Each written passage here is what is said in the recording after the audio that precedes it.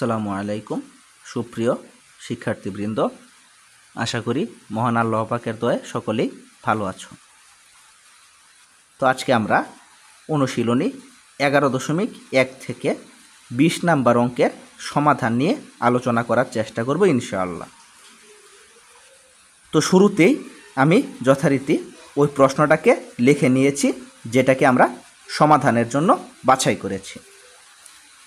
তো প্রশ্নটা হচ্ছে এরকম: যদি P by Q equal A square by B square এবং A by B equal root A plus Q by root A minus Q হয়, তবে দেখাও যে P plus Q by A equal P minus Q by Q. তো আমার এই মানটা দেয়া আছে, আমার এগুলাকে দেখানোর কথা বলা হয়েছে, অর্থাৎ এই দুইটা পক্ষ যে সমান এটা আমার দেখাতে হবে।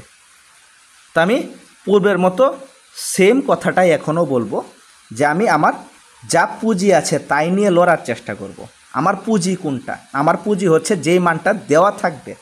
এখানে দেওয়া আছে কোন মানটা? এই যে দুইটা মান, এইটা কিন্তু দেওয়া আছে মান। তো আমি প্রথমত আমার যে মানগুলা দেওয়া আছে এইগুলাকে লিপিবদ্ধ করে নিলাম। P by Q equal A square by B square এবং A by B equal root A plus Q by root A minus Q. আমি প্রথমত আমার যে মানগুলা দেওয়া আছে এইগুলা থেকে শুরু করলাম।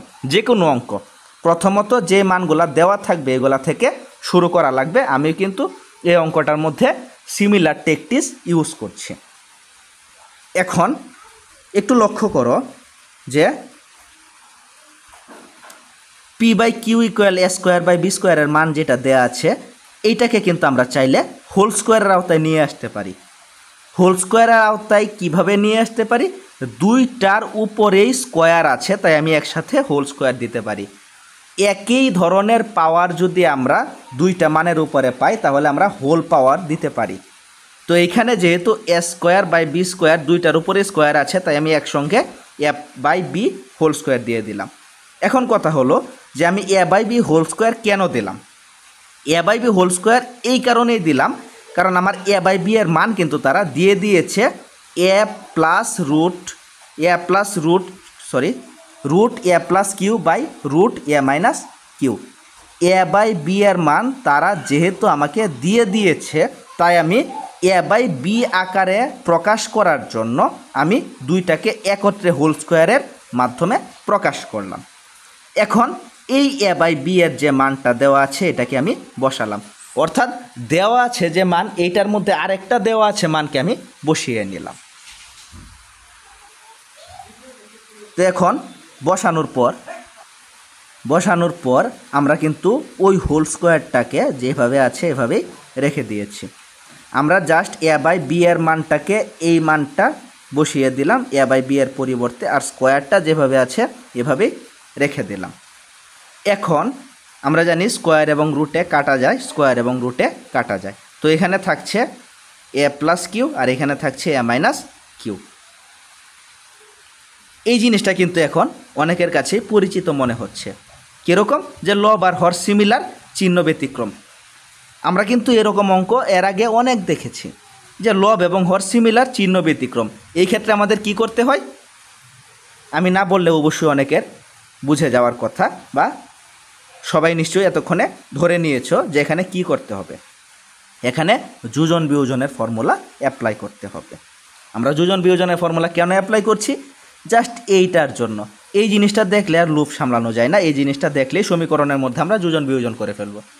সিমিলার লব হর, একটার আগে যোগ আর একটার আগে বিয়োগ, এরকম চিহ্ন থাকলেই আমরা, এইরকম আকারে থাকলেই আমরা যোজন বিয়োজন করব সমীকরণের ক্ষেত্রে। এখন যোজন বিয়োজন করলে লব যোগ হর, লব বিয়োগ হর, এই ফর্মুলা আমরা অ্যাপ্লাই করলাম। যেহেতু বিয়োগ হয়েছে তাই নিচের এ মাইনাস কিউ হয়ে গেল মাইনাস এ প্লাস কিউ, চিহ্ন পরিবর্তন হয়ে গিয়েছে। এখন একটু লক্ষ্য করি, প্লাসের কিউ মাইনাসের কিউ কাটা এখানে, আর এখানে প্লাসের এবং মাইনাসের এ কাটা। তো উপরে থাকছে 2a আর নিচে থাকছে 2q। উপরে 2a নিচে 2q, আর এইখানে কোনো পরিবর্তন আর করা যাচ্ছে না। এখন এই 2 এবং এই 2কে কিন্তু আমরা কেটে নিতে পারি, তাহলে থাকছে এ বাই কিউ আর এখানে থাকছে P plus Q by P minus Q. এই অঙ্কটা কিন্তু খুব সহজে সমাধান হয়ে যাচ্ছে। এখন আমাকে যে প্রমাণের কথা বলা হয়েছে এখানে পি প্লাস কিউ এর সাথে একে রেখেছে এবং কিউ এর সাথে রাখা হয়েছে পি মাইনাস কিউকে। আমাকে যে প্রমাণ করার কথা বলা হয়েছে ওইটার মধ্যে একটু লক্ষ্য করলে দেখতে পারবে যে পি প্লাস কিউ এর সাথে একে রাখা আছে এবং পি মাইনাস কিউ এর সাথে কিউকে রাখা আছে।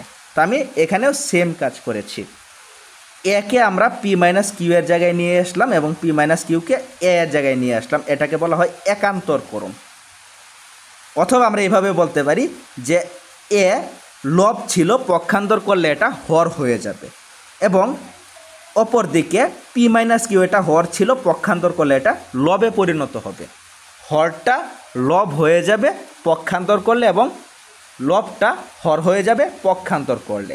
আর আমি পক্ষান্তরটা কেন করলাম, কারণ আমার উত্তরের মধ্যে কিন্তু এ এর সাথে পি প্লাস কিউ রাখার কথা বলা হয়েছে। এখন এখানে তো পি প্লাস কিউ এর সাথে পি মাইনাস কিউ, তো আমি জাস্ট যা আমাকে বলা হয়েছে, যা আমাকে কমান্ড দেওয়া হয়েছে ওইটার সাথে মিল রাখার জন্য আমি এই পি প্লাস কিউ এর নিচে একে নিয়ে আসলাম এবং কিউ এর উপরে এই পি মাইনাস কিউকে নিয়ে আসলাম। আমি ইজিলি প্রমাণ করে নিলাম যে P plus Q by A equal P minus Q by Q, just যোজন বিয়োজনের ফর্মুলা। তাহলে আমরা 11.1 যে অঙ্কগুলো আছে সবগুলা কিন্তু প্রায় একই রকম দেখতে পেলাম, এই যোজন বিয়োজনের ফর্মুলা অথবা ওই যে সমানুপাতিক ধ্রুবক হিসেবে কে এর মানকে ধরে নেওয়া, প্রায় একই রকম আমরা সবগুলো অঙ্ককে দেখতে পেলাম। যখন 3টা বা 4টা অনুপাত দেওয়া থাকবে তখন আমরা ওই ক্ষেত্রে ওই মানটা সমান কে ধরে নেব। আর যদি দেখি যে লব আর হরে সিমিলার মান সমীকরণের মধ্যে বিদ্যমান, এই ক্ষেত্রে কিন্তু আমরা যোজন বিয়োজন করব। প্রায় প্রত্যেকটা অঙ্ক একই সিস্টেমে আমরা করতে পারছি। তো আশা করি এই ক্লাসগুলো যারা শুরু থেকে শেষ পর্যন্ত দেখেছো তাদের কাছে এই ধরনের জটিল কোনো প্রশ্ন যদি পরীক্ষার মধ্যে আসে খুব ইজিলি আনসার করতে পারবে, যদি বেসিক থিমটা ভালো করে বুঝে থাকো। তারপরেও যাদের বেসিক অংশ বুঝতে সমস্যা থাকে তারা অবশ্যই আমাকে কমেন্টে জানাবে। আমাকে না জানালে কিন্তু আমি বুঝতে পারবো না যে কার কোন জায়গায় সমস্যা।